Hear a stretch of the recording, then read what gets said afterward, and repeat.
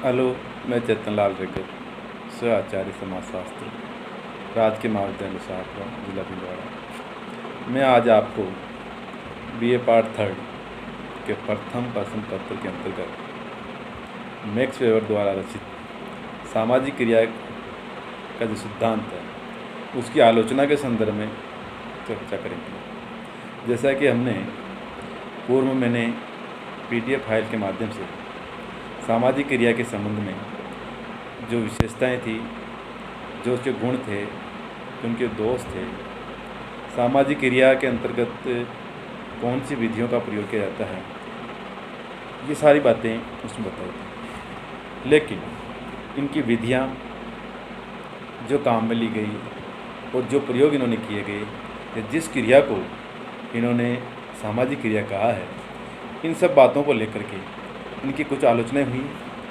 उस आलोचनाएं कौन कौन सी बातों को लेकर हुई उसके बारे में चर्चा करेंगे। तो वेबर ने जो सामाजिक क्रिया का वर्गीकरण भी इस तरह से किया था कि इससे जीवन में जो राजनीतिक और धार्मिक या वैज्ञानिक जो पक्ष है उसको शामिल किया जा सके। वे क्रिया के प्रकारों के माध्यम से ही ऐसा व्यापक निर्वचन प्रस्तुत करना चाहते थे जो संपूर्ण जगत के लिए बेहद, यानी उनका यही दृढ़ विश्वास था कि उनके द्वारा जो भी प्रस्तुत क्रिया का जो वर्गीकरण है वो सार्वभौमिक रूप से सत्य है। तो वेबर ने क्रियाओं के जो वर्गीकरण में तार्किकता और मूल्य दोनों का समन्वय स्थापित किया था, यानी घटनाओं के सही परिणामों को ज्ञात करने के लिए इन्होंने इन दोनों का सहारा लिया। यद्यपि वेबर का जो सामाजिक क्रिया का सिद्धांत है वो समाजशास्त्र के लिए एक अनुपम भेंट है, परंतु फिर भी समाजशास्त्रियों की द्वारा उसकी इस सिद्धांत की ये कह के आलोचना हुई कि ये जो है नंबर 1 जो आलोचना है वो इस प्रकार है। इनका ये कहना था आलोचकों का कि इसके जो है सामाजिक क्रिया का संबंध जो है वो नकारात्मक विश्लेषण पर विशेषतः जोर दिया। अर्थात उन्होंने ये बताया कि कौन सी क्रियाएं सामाजिक क्रिया नहीं। तो सामाजिक क्रिया के विभिन्न पक्षों पर आपने स्पष्ट विश्लेषण नहीं किया, यानी नकारात्मक विश्लेषण पर विशेष जोर दिया, ये कह के इनकी आलोचना हुई। दूसरी आलोचना जो हुई समाजशास्त्र के अंतर्गत सामाजिक क्रिया को लेकर के वो ये थी कि मैक्स वेबर के जो समाजशास्त्र पर जो है मार्क्स के समाजशास्त्र का स्पष्ट प्रभाव देखा जा सकता है।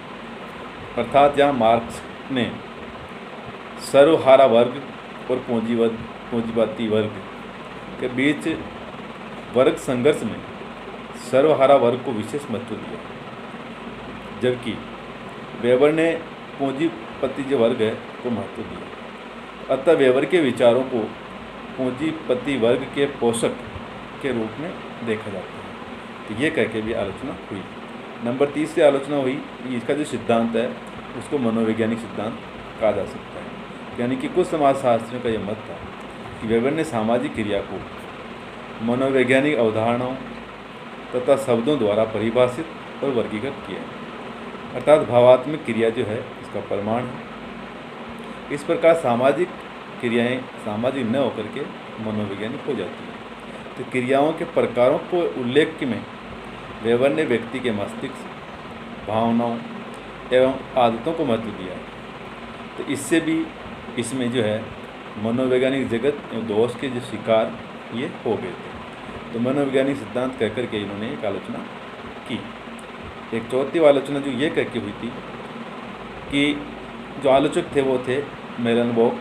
उन्होंने कहा था, जर्मन फिलोसफी में बताया था कि वेबर का सामाजिक क्रिया का जो वर्गीकरण है जिसमें उन्होंने 4 प्रकार की क्रियाओं का उल्लेख किया है वो गलत है। व्यवहार का जो मूल स्रोत है उत्प्रेरणाएँ होती है, क्योंकि जो मूल बेसिक जो मोटिवेशंस हैं वो 3 प्रकार की होती है, यानी कि व्यवहार या सामाजिक क्रिया भी 3 प्रकार की ही हो सकती है।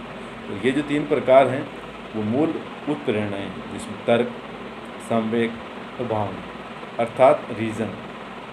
इसके साथ रीज़न से तात्पर्य इन्होंने कहा कि इसके साथ व्यक्ति का जो तार्किक व्यवहार जुड़ा हुआ है।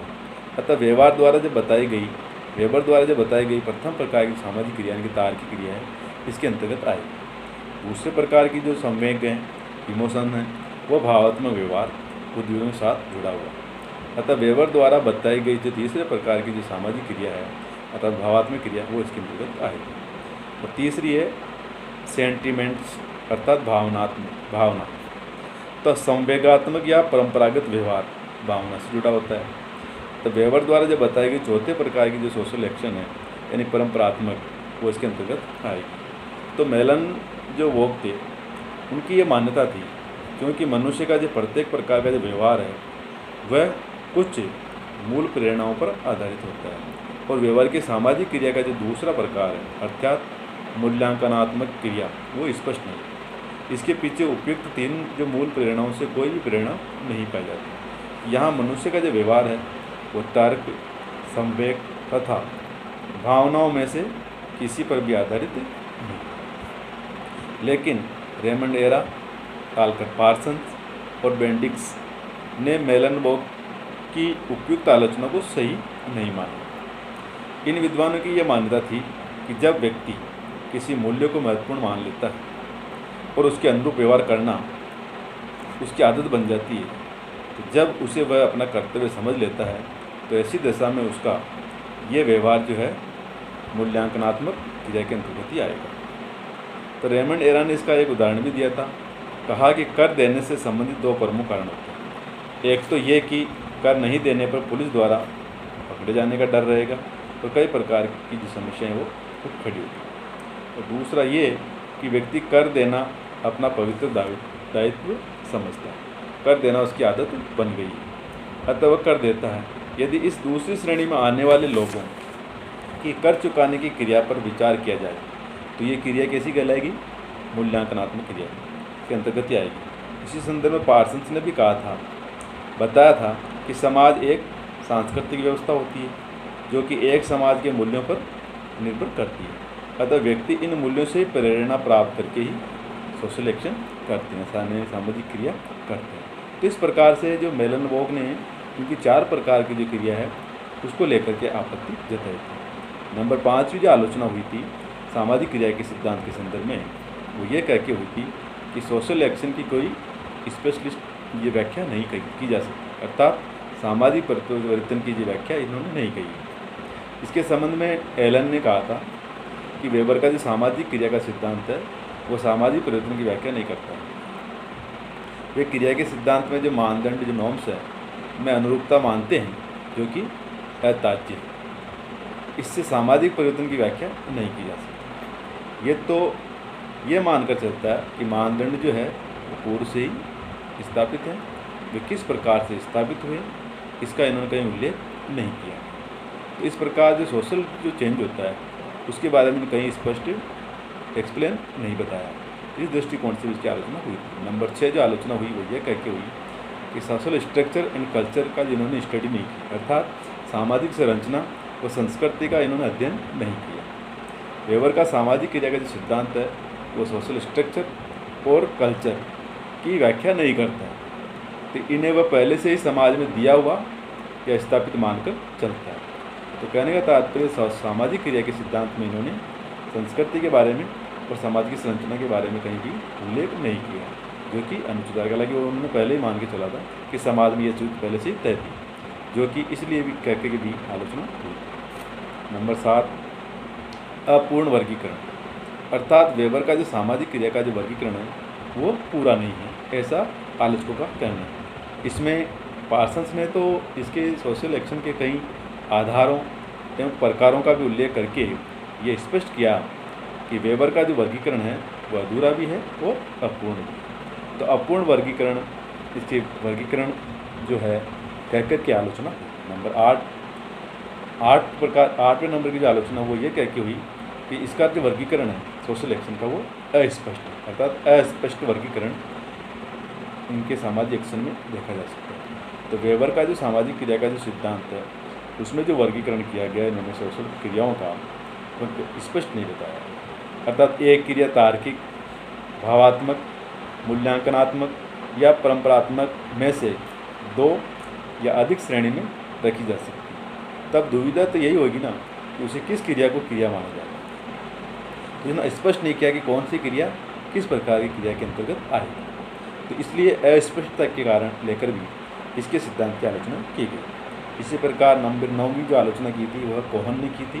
तो कोहन का ये कहना था कि वेबर का जो क्रिया सिद्धांत है सीधी सपाट व स्पष्ट नहीं, वरन यानी कि घुमावदार है और पुनरुक्त है। ये कह करके कोहन ने भी इनके सिद्धांत की आलोचना की। और अंतिम आलोचना जो 10वीं आलोचना हुई वह ये कह के हुई, इसके अंतर्गत मर्टन का भी विचार शामिल था कोहन के साथ साथ। ये कहना था कि वेबर का क्रिया सिद्धांत एक सीमा तक तो लघु स्तर पर सामान्यकरण कर सकता है, किंतु समाज का वृहद स्तर पर सामान्यकरण में करने में ये असमर्थ रहा।